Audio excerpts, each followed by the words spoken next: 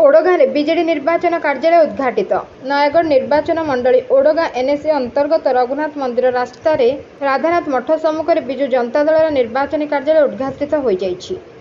विजु जनता दल जिला साधारण संपादक विभु प्रसाद साहू अध्यक्षतार अनुष्ठित उद्घाटनी कार्यक्रम में नयागढ़ विधायक डॉक्टर अरुण कुमार साहू जोगदे फीता काटी आनुष्ठानिक भाव यार उद्घाटन करथिले।